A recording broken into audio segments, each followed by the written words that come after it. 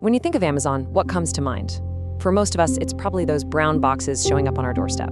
But behind that familiar sight is an incredibly complex and honestly brilliantly engineered business model. And that's what we're going to deconstruct in this explainer: how this empire was really built and how it all actually works. So most of us see Amazon as just a giant online store, right? But that simple view doesn't really explain its sheer size. So the big question is, how does a company this massive actually make its money? You might be surprised to find out it's way more strategic than just selling stuff online. The key to cracking the Amazon code is really a shift in how you think about it. It's not just one business. It's a system, a carefully designed network of interconnected businesses where every single piece is built to make the others stronger. All right, so here's how we're going to break it all down. First, we'll look beyond that online storefront. Then we'll get into the real moneymakers, the pillars of revenue. After that, we'll see how it all connects with what's called the ecosystem effect. And finally, we'll look at why this whole thing is a system truly built to last. Okay, let's dive into section 1, beyond the online store. To really get what Amazon is today, we have to look past the part we all see every day. Okay, so this is the most important thing to grasp right from the start. Amazon is not one single company. It's a collection of many different businesses, all working together in perfect sync. You have to understand this foundation before we can even begin to talk about where the money really comes from. All right, that brings us right to the heart of it, the pillars of revenue. Let's unpack the 5 core businesses that are really driving Amazon's financial engine.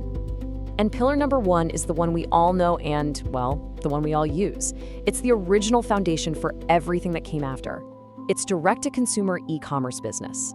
This is classic Amazon, right? The original model. The company buys products in bulk: electronics, clothes, groceries, you name it, and they sell them directly to us. The money comes from the profit margin on each sale. It's a pretty standard retail model, just, executed on a scale nobody had ever seen before. But then, building on that foundation, Amazon did something really smart. They developed Pillar 2, the marketplace. And this was a huge strategic shift that made the business way more scalable and a whole lot more profitable. Okay, so look at the difference here. With their direct e-commerce business, Amazon has to spend a ton of money buying and storing all that inventory. It's a huge capital investment. But with the marketplace, they just provide the platform. Other people sell their stuff, and Amazon gets to expand its product selection to almost infinity without having to own any of it. They don't take on the risk, but they still collect a fee on every single sale. It's pretty brilliant.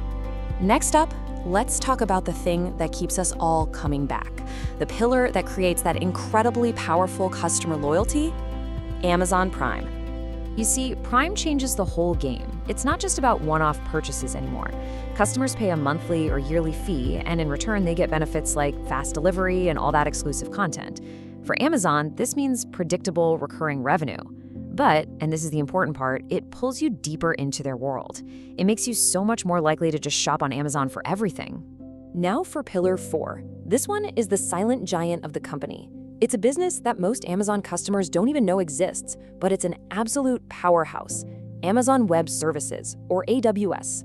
Think about it. To run a website as massive as Amazon.com, they had to build one of the most powerful computing infrastructures on the entire planet. And then someone had a genius idea: why don't we just rent out all this extra capacity? And that's exactly what AWS is. It's this huge cloud computing platform that basically provides the digital backbone for thousands and thousands of other companies. And you know what? It is incredibly profitable. We're talking often responsible for the majority of Amazon's entire operating income. It's a beast. And that brings us to our 5th and final pillar. This is a business that cashes in on Amazon's single greatest asset: all of us, the customer traffic. I'm talking about advertising. I mean, just think about the sheer number of people who go to Amazon every single day. And they're not just browsing, they're there to buy something. For an advertiser, that's the holy grail.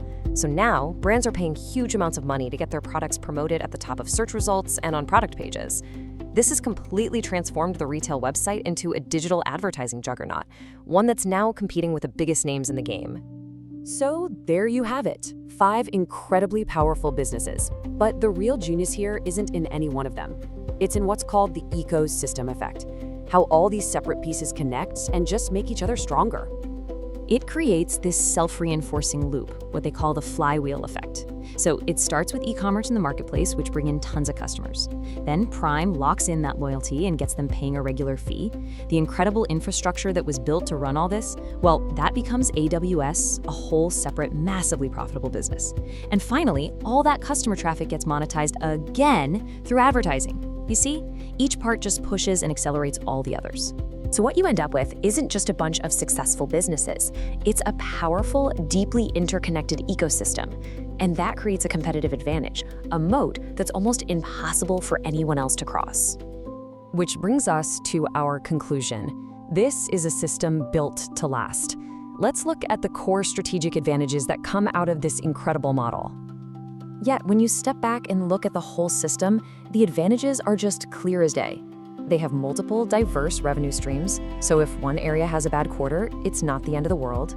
They've got customer loyalty baked right in with Prime. Their infrastructure, AWS, can scale up to basically any size. And when you put it all together, it just makes the company fiercely, fiercely competitive, no matter what market they decide to enter.